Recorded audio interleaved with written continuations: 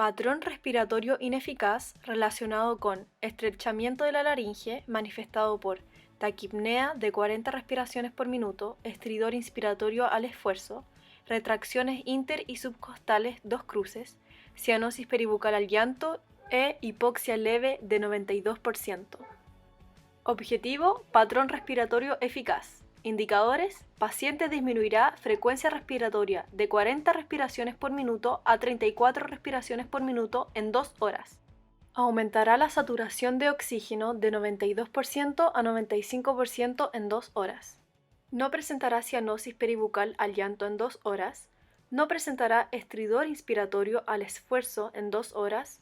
Y no presentará retracciones inter y subcostales en 2 horas. Primero que todo, debemos revisar las indicaciones médicas que tiene Francisca para así poder iniciar la oxigenoterapia. Aquí en su ficha el médico indicó 1 litro de oxígeno por naricera para saturar mayor o igual a 95%. Luego debemos verificar a la paciente haciendo la pausa de seguridad para comprobar la correcta indicación médica. Primero debemos comprobar que el flujómetro esté unido a la red de oxígeno. Después tenemos que unir el agua bidestilada estéril al nivel que indica. Después unimos la cánula nasal y lo conectamos al humidificador. Debemos ajustar la velocidad del flujómetro según la indicación médica, que en este caso sería 1 litro. Luego debemos fijarnos que exista burbujeo en el humidificador. Es de suma importancia verificar que las conexiones estén indemnes y no tengan acodaduras. El control de signos vitales en estos pacientes es fundamental, sobre todo un énfasis en la saturación de oxígeno, ya que esta nos indicará si el tratamiento recibido por el paciente está siendo efectivo. Es muy importante que lo controlemos los primeros 15 minutos la primera media hora y posteriormente cada 30 minutos la segunda hora. Es muy importante que estos pacientes estén en posición Fowler o en los brazos de los cuidadores, ya que esta posición mejora la mecánica respiratoria de estos pacientes que están cursando un cuadro de laringitis obstructiva aguda. Al estar en decúbito, el paciente aumenta los signos de inflamación y por ende la obstrucción se va a hacer más crónica. Debemos valorar la mecánica respiratoria mediante una monitorización continua, evaluando signos y síntomas de alerta respiratorios en el paciente, ya sea cianosis, disnea, sensación de opresión torácica, entre otros, para así avisar inmediatamente y poder sugerir un aumento en los litros de oxígeno. Permiso. Hola doctor, ¿cómo está? Hola enfermera, ¿bien y usted? Muy bien, muchas gracias. Mire, vine porque estaba analizando el caso de nuestra paciente Francisca González y lo que pasa es que en su valoración está con mucho estridor inspiratorio. Sí, yo igual justamente estaba analizando este caso. ¿Qué recomendaría hacer? Mire, aquí tengo el algoritmo para la laringitis aguda y en este caso de grado 2 se puede indicar la nebulización con epinefrina corriente, la cual es una medida muy eficaz para estos casos. Justamente enfermera, la administración de epinefrina nebulizada se ha convertido en la terapia estándar para este tipo de casos de laringitis aguda. Exacto, entonces ¿me lo podría indicar por favor? Sí, yo se lo anoto ahora mismo. Muchas gracias. Y también lo otro, también podríamos evaluar algún medicamento porque tiene mucho edema en sus vías respiratorias. Sí, podríamos indicarle algún corticoides. ¿Qué tipo recomendaría? Mire, según el algoritmo para este caso, se ocuparía dexametasona endovenosa o betametasona vía oral para así disminuir la resistencia del flujo aéreo y el trabajo respiratorio del paciente. Correcto enfermera, ahora le dejaré todo indicado. Muchas gracias doctor, muy amable. Muchas gracias a usted.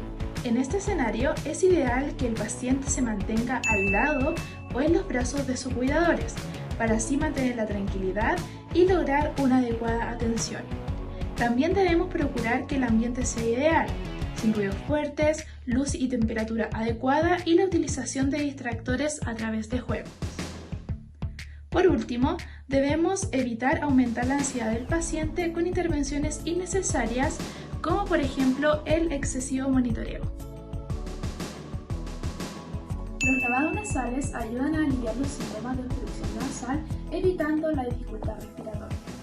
Se realiza a través de lavados nasales frecuentes con suero fisiológico.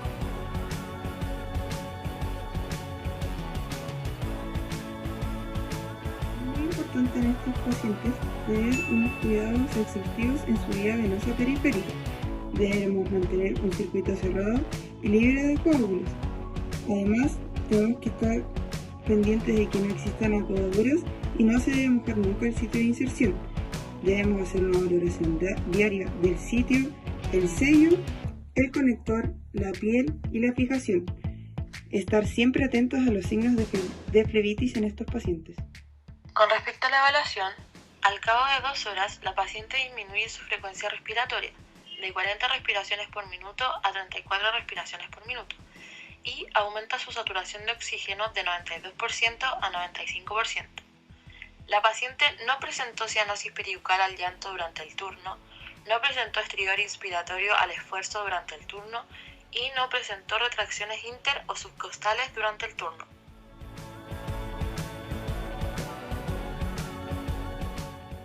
Hipertermia relacionado con proceso infeccioso manifestado por temperatura axilar de 38,5 grados Celsius, taquicardia de 180 latidos por minuto, taquipnea de 40 respiraciones por minuto, rechazo alimentario y letargia. Objetivo: restablecer temperatura a rangos normales. Indicadores: la paciente presentará una disminución en su temperatura a 36,5 grados Celsius en un periodo de 3 horas. Disminuirá su frecuencia cardíaca de 180 latidos por minuto a 140 latidos por minuto en 2 horas. Disminuirá frecuencia respiratoria de 40 respiraciones por minuto a 34 respiraciones por minuto en 2 horas. Y aceptará la ingesta de líquidos y alimentos durante el turno. Francisca, según indicación médica, tiene indicado 200 miligramos de paracetamol vía oral en caso de tener fiebre sobre 38,5.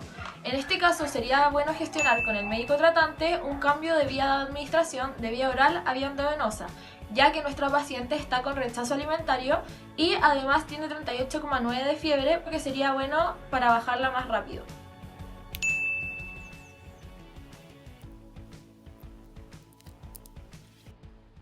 Posterior a la administración del medicamento endovenoso, se controlaron los signos vitales con énfasis en la temperatura, en donde se evidenció que Francisca estaba con 38,9 grados. A primera hora se toma la temperatura cada 30 minutos. Luego de haber pasado el tiempo, se tomó de nuevo la temperatura y se evidenció que bajó levemente a 38,1 grados. Se esperaron 30 minutos para valorar la temperatura otra vez y bajó a 37,5. También se pueden aplicar paños tibios en la frente cada vez que sea necesario. Como parte de nuestros cuidados de enfermería, debemos procurar mantener una temperatura adecuada en la habitación de nuestra paciente. El ambiente frío favorece la vasoconstricción, lo que disminuye la inflamación de la laringe.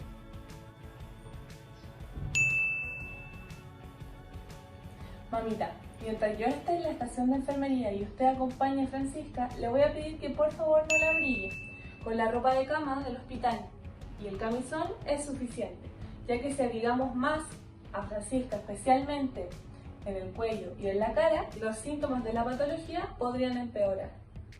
Hola Fran, ¿cómo estás? ¿Hemos tomado agüita? Recuerda que si tomas agua, más pronto podrás irte a la casa, porque así ayuda a que nos sintamos mejor. Mamita, recuerde que tiene que motivar a Francisca a que consuma más líquidos, porque esto ayuda a que la enfermedad progrese mejor y nos vayamos pronto a la casa. Posterior a la administración del paracetamol y las intervenciones de enfermería, se presentó una disminución de la temperatura corporal, evidenciado por una temperatura axilar de 36,5 grados Celsius en 3 horas.